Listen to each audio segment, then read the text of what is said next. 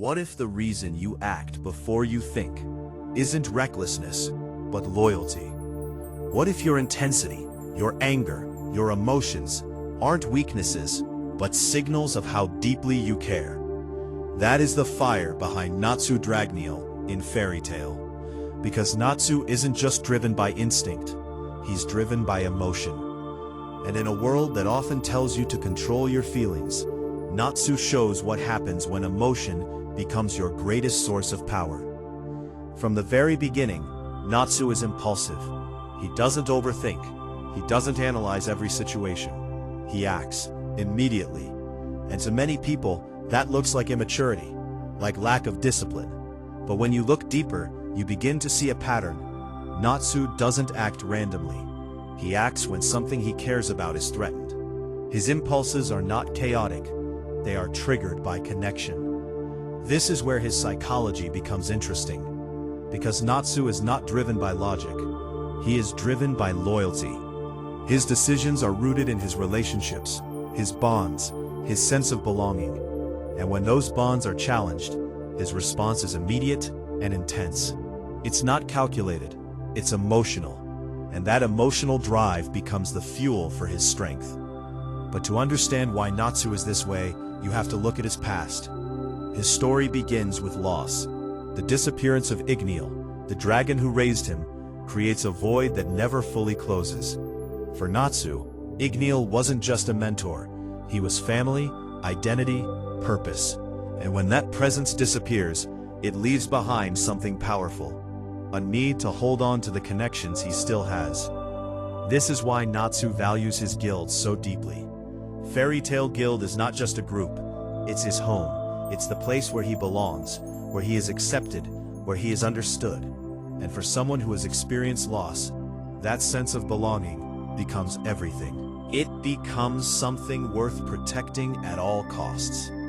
And this is where his impulsiveness transforms into something meaningful. Because when Natsu rushes into danger, when he throws himself into fights without hesitation, it's not because he doesn't think. It's because he doesn't hesitate to protect what matters. His emotions move faster than his logic. And in many situations, that speed becomes his advantage.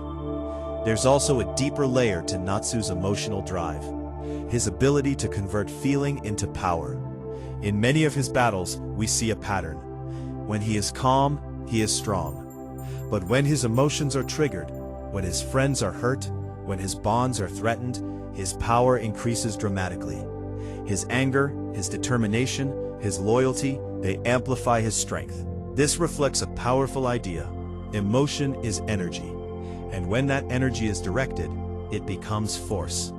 It becomes momentum. It becomes transformation. But here's the challenge.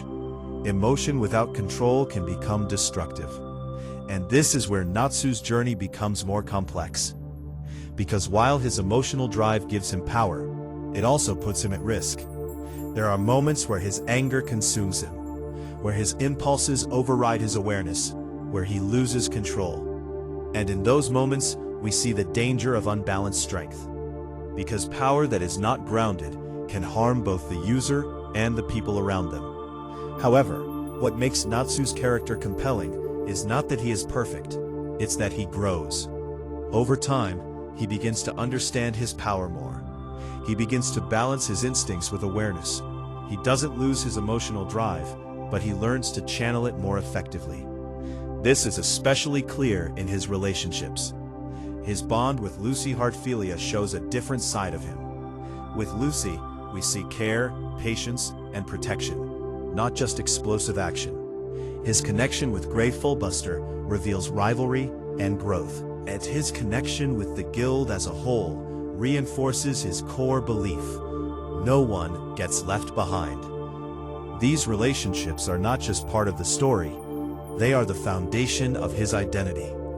Because Natsu doesn't define himself by titles or achievements. He defines himself by who he stands for, by who he protects, by who he refuses to lose. And that's what makes his loyalty so powerful. Loyalty in Natsu's world is not passive, it's active, it's aggressive, it's willing to fight to risk, to sacrifice.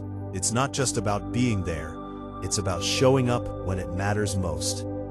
There's also something important about how Natsu approaches fear. Unlike characters who carefully analyze risk, Natsu often moves through fear without fully processing it. And while that can seem reckless, it also allows him to break through limitations that others might hesitate to face. Because sometimes, overthinking creates hesitation. And hesitation can cost you moments. Natsu bypasses that. He acts. But again, this is a double-edged sword, because acting without thinking can lead to mistakes. And part of his growth is learning when to trust his instincts and when to pause. This balance between impulse and awareness is what defines his evolution. Another key aspect of Natsu's character is his authenticity. He doesn't pretend to be something he's not. He doesn't hide his emotions. He expresses them fully. And in a world where many people suppress what they feel, that level of authenticity becomes powerful. Because when you are fully aligned with your emotions, your actions become clear, your intentions become strong, and your presence becomes impactful. Natsu teaches us that emotions are not something to be eliminated. They are something to be understood, managed, directed. Because when you learn to harness your emotional energy, it becomes a source of strength rather than weakness. His journey also highlights the importance of connection. Without his bonds, Natsu would not be who he is. His strength is not isolated, it is amplified by the people around him. And this reflects a deeper truth. Humans are not meant to grow alone. Connection fuels growth. It gives meaning to struggle. It provides reasons to keep going. At the end of the day, Natsu Dragneel is not just a fighter.